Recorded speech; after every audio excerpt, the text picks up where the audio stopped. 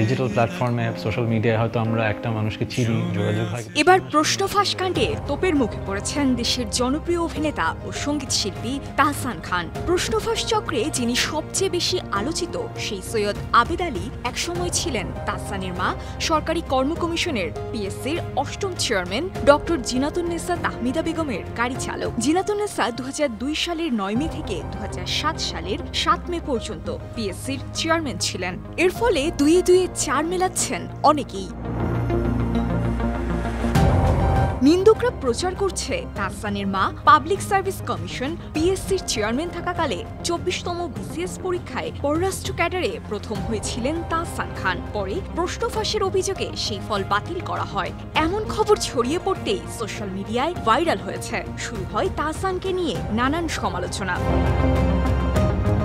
বিষয়টি আরও নজরে আসে পিএসসির সাবেক চেয়ারম্যান ডক্টর মোহাম্মদ সাদিকের এক বক্তব্যে। তিনি জানান, ডক্টর জিনাতুন্নেসা তাহমিদা বেগম যখন পিএসসির চেয়ারম্যান ছিলেন তখন আবেদ পিএসসির চেয়ারম্যানের গাড়ি চালক ছিলেন। এই যুক্তিতে নেটিজেনরা বলছেন, মায়ের আমলে বিসিএস এ প্রথম হয়েছিলেন তাহসান।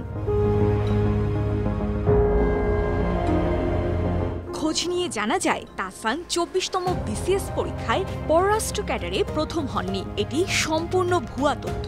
২৪তম বিসিএস এর সরকারি প্রজ্ঞাপন থেকে জানা গেছে পররাষ্ট্র ক্যাডারে প্রথম হয়েছিলেন কাজী এহসানুল হক। এমনকি নিয়োগপ্রাপ্ত ১৫ জনের তালিকাতেই তাহসানের নাম ছিল না। তবে প্রশ্ন ফাঁসের অভিযোগে ২৪তম বিসিএস এর প্রথম প্রিলিমিনারি পরীক্ষা বাতিল হওয়ার ঘটনাটি সত্য।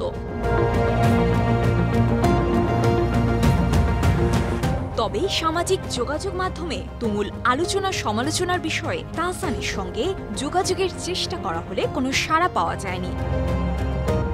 বিনোদন ডেস্ক, ৫২ টিভি।